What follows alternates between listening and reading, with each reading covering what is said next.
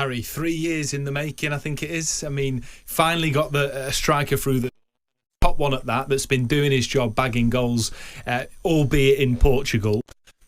Feel that this has just sort of calmed the nerves and raised the expectations simultaneously amongst Arsenal fans, right? Yeah, I think when you went into the summer as an Arsenal fan, that was the marquee signing. Get that centre forward in through the door. It feels like it's the type of player that we've been missing for a while.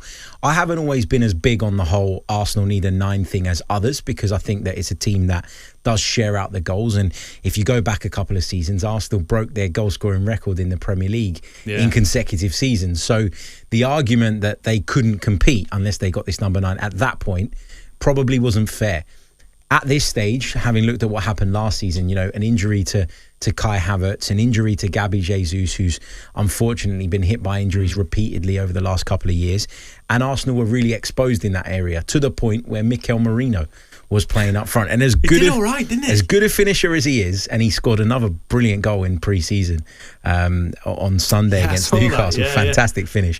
As good as he was in that position, it's not his position. And I think Arsenal, as I say, were exposed for not having that proper number 9, or at least some cover. So we all felt that was the primary position. But I think the way the windows played out, Arsenal addressing certain other areas first, it did cause a bit of nervousness. It did cause a bit of frustration. People were worried, panicked as to whether Arsenal were going to get this signing over the line. But what I always say is that I think what went under the radar was just how much business Arsenal had to do this summer, because it wasn't just about a centre forward. No. They had to bring in another goalkeeper.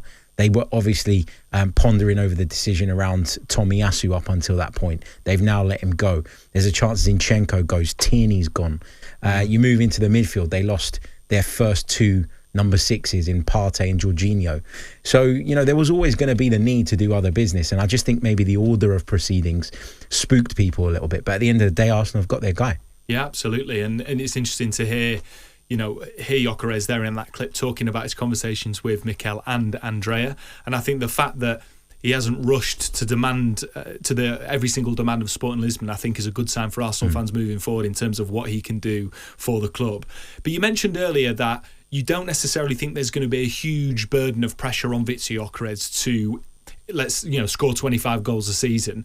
Do you think that he is going to start every week? Well, I certainly think there will be pressure from sections of the fan base. But I think regardless of how great a need you think it is for your team, you have to be realistic about the fact that this guy is coming from another league and he's going to need a bit of time to adapt. Now, the fact that he's played in England, albeit at championship level, I think will help him, because I think he'll understand the fundamentals of English football, and that adaptation period will hopefully be shorter than it would be with someone else. But, I think you talk about sort of him coming in and whether he's going to start every game. I think the plan is for him to be the number 9. The plan is for him to be the starter. But having Kai Havertz there is certainly going to help. If Viktor Gyökeres gets off to a shaky start, if he's not really doing it from the beginning, you can fall back on a very good option in the German, and I think that's important. And when we were talking about Benjamin Sesko as the potential centre forward earlier in the window, I was convinced that Havertz would probably still start at that stage the majority of games.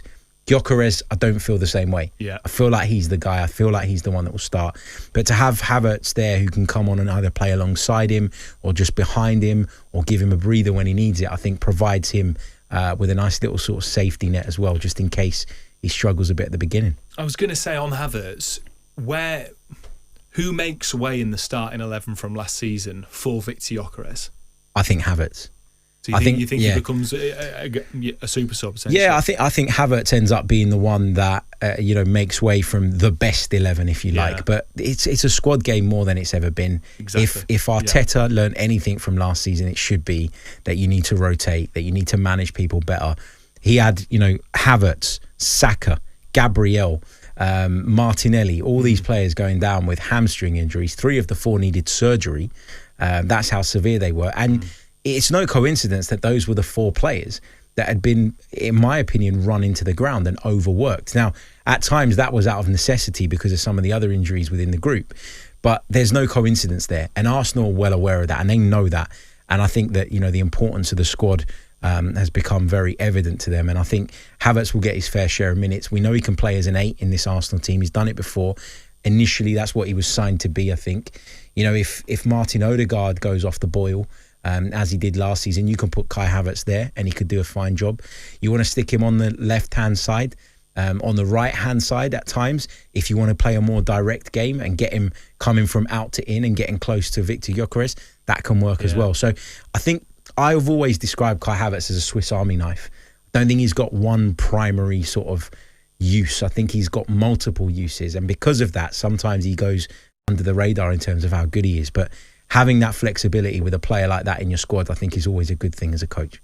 Sometimes I think that can be your greatest strength of being incredibly versatile, ultimately an incredibly good player, can become your greatest weakness. And then people see you as, or particularly fans can start seeing you as replaceable, or Jack of all trades, master of none. Yeah, absolutely. But I almost, I hope that the likes of Kai Havertz take a leaf out of Chloe Kelly's book and almost like are happy in that role. Embrace it. Yeah. Exactly. And I think, not to go too much of a tangent, but I think that what's so refreshing about this Lionesses side is they're all happy in their role and they understand the greater needs of the team. And if Arsenal are going to get to a point where they want to win the Premier League, they're going to have to have a deep squad of top players that are all willing to know their place. But I've got to get your take, by the way, on the 15-year-old sensation that is Max Dowman, because what a breath of fresh air and how exciting for Arsenal and England fans. Andy Goldstein seems, Harry, to be a little bit sort of reluctant to throw him into the limelight. Where do you stand on that? I kind of get it because he is very, very young. But